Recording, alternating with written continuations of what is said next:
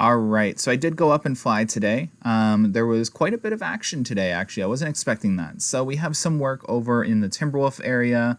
Just to go over the Timberwolf area a little bit, there are footers, quite a bit of them in the Timberwolf structure itself, heading towards that little forest where we spotted the orange markers on Season Pass Holders Day, Media Day, and Opening Day. There appears to be some work around one of the footers with a crane. Or footer digger. I don't know what it is from the backside, but this is the area that is rumored to have a second tunnel. We are starting to hear rumblings that there could be another tunnel and a splashdown on this coaster. We do know that this coaster is shaping up to be a very large dive coaster based off of my previous video, the size of the spine, how many bolts, and basically the length of the pullout, if you remember from my previous video. As you can see with the orange tarp over in the station area, it looks like a few more footers were poured yesterday, and they are covering the tunnel back up because the park is open tomorrow for 10 a.m. This pretty much sums up the, well, you can see some work in the Lakeside Lagoon area and Splashworks as well. Other than that, not too much on the construction site. It just looks like they're moving out, and still lots of excavators there. But yeah, not too much other than that. They appear to be working on rebar cages in the little graveyard area. So here, this is what's weird to me. So this little area here had its little haunt maze and a permanent tent removed, and there is a shipping container in the backside, just over there, the green one. So this is interesting because this is a very large plot of land. The hotel isn't going here, by the way, if that's the first thing that pops in your mind. I'm starting to think that this is for a future mini expansion. So maybe a midway with a flat or two flats, or even a small family area back on this end of the park.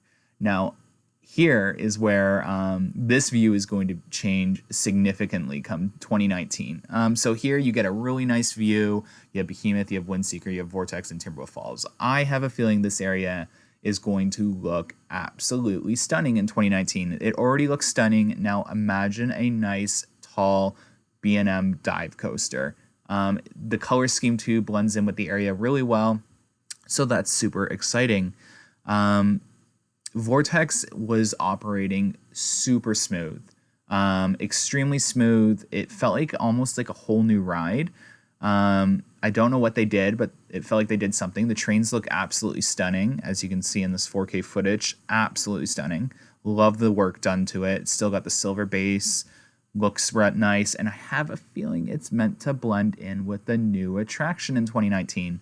That would be super awesome if the rumors of, kind of like a mine train kind of theme go along with it and a possible name change. We did ask if there was going to be a name change to Vortex, and we were told that there wasn't an answer at this moment.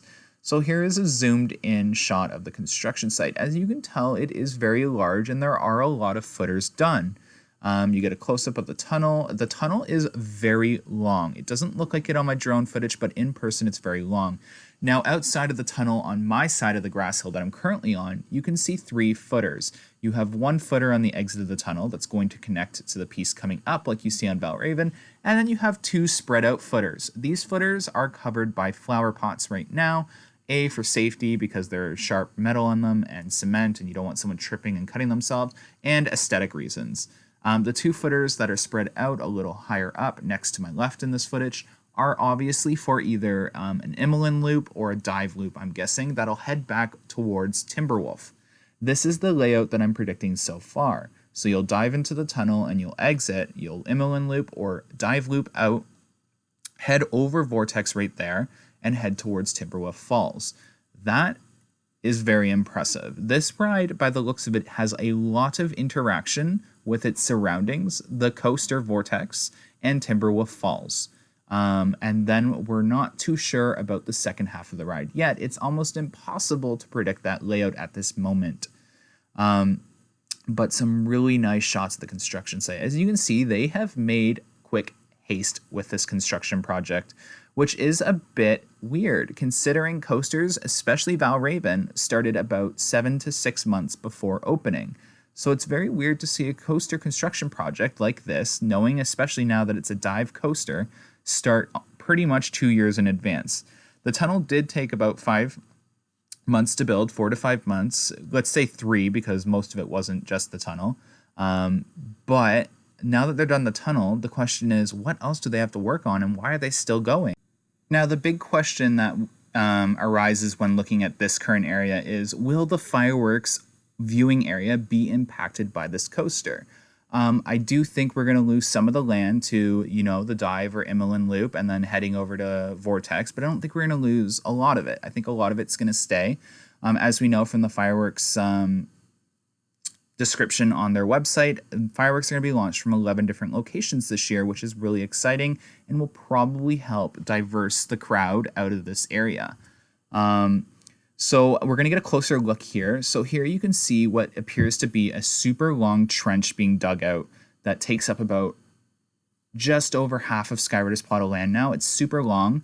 It's not too deep yet. They just started this on opening day, so on Sunday. They just started digging it a bit. Now, a lot of people are saying maybe a splashdown. It's either going to be a splashdown or possibly just electrical for the coaster. We know the station is in this area. Now, the weird thing is it also could be water plumbing for a possible splashdown in another location. It's definitely for like one of those few options. It's not a pathway as it connects to basically like rock work. And I don't think they're going to remove that rock work as it was just recently placed and it's super nice and there's no need to remove something that you don't need to. As you can see, there's still rebar cages left, so there are still more footers to do, and we know that there are more rebar cages located elsewhere in the park, so this coaster project is going to continue construction for quite some time. Again, the view of this coaster, a great location because it's going to look stunning in its surroundings. It interacts with 3 different areas, and then it's right next to Splashworks. It's going to help bring crowds to that area because that area is pretty dead throughout the season. Here's a close-up of the trench again. Again, you can see lots of construction. There's about 3 to 4 excavators on site, and then bulldozers. Let me tell you, so this is the station area right here. Not to interrupt myself. This is the station area, and you can tell because most of the footers have been poured in this location. They started here, and they always start with the station. So again, this is where the electrical could be connecting to. This is where I think the brake run will lead to and then turn into the station. Or the station's going to turn out towards Vortex and go up a lift hill. So one of the 2 options. There are construction markers in that back area near Minebuster. It's hard to see in the shot, but there are a bunch of yellow construction flags and still there as well. So they're all over the plot of land, and we still are way ahead on construction than that to Valraven. So there's still potential for a lot of work to be done. So the question remains, is this going to be the largest dive coaster project out there? Comment below what you guys think about this. Give this video a like and subscribe for more. We're going to be in the park all this weekend, so stay tuned for more. Have a good one, guys. Thanks so much.